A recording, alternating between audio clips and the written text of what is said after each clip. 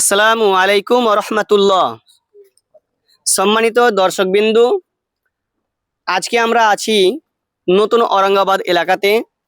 এক দিনী ভাইয়ের আমরা বিবাহতে আবদ্ধ করার জন্য এসেছি। তো আমরা বেশ কয়েকজন বন্ধু একসঙ্গেই মসজিদের যাবতীয় যে পরিষ্কার করা বা একসঙ্গে চলাফেরা এবং দিনী কাজে আমাদের একসঙ্গে চলাফেরা। তো এইরকম আমাদের বেশ কয়েকজন বন্ধু রয়েছে। তার মধ্যে আলহামদুলিল্লাহ অনেকেরই বিবাহ সম্পূর্ণ হয়েছে। যেমন আমাদের সিরাজ ভাই, তিনার বিবাহ কমপ্লিট হয়েছে আলহামদুলিল্লাহ। আমাদের হাজী সাহেব, আমাদের আইদুজ্জামান ভাই, তিনার নাম ওহিদুল। তো তিনাকে আমরা ওহিদুল বলে চিনি। তো ইনারও কিছুদিন আগে বিবাহ হয়েছে।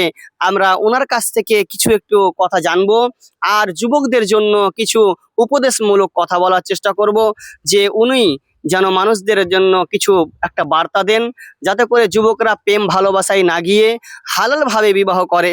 তো আমি ওহিদুল ভাইকে বলবো কিছু যেন তিনি বলেন। আলহামদুলিল্লাহ, আজকে আমার 8 দিন হলো বিয়ে হওয়া। তো অনেক যুবক ভাইকে বলবো যে যখন তাদের উপযুক্ত বয়স হয়ে যায় তারা জানে দেরি না করে।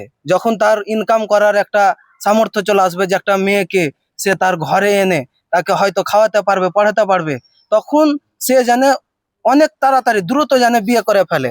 কারণ এই বিয়ের মাধ্যমে তার অনেক চরিত্র, খারাপ চিন্তা ভাবনা জি, জি। সবগুলো থেকেই দূরে থাকে এবং তার রিজিকে আল্লাহ তাআলা আরো বরকত দিয়ে দেয়। জি তার জন্য প্রত্যেকটা যুবক ভাইকে বলবো যে যখনই তার সামর্থ্য হয়ে যাবে, সে যেন দ্রুত বিয়ে করে ফেলে।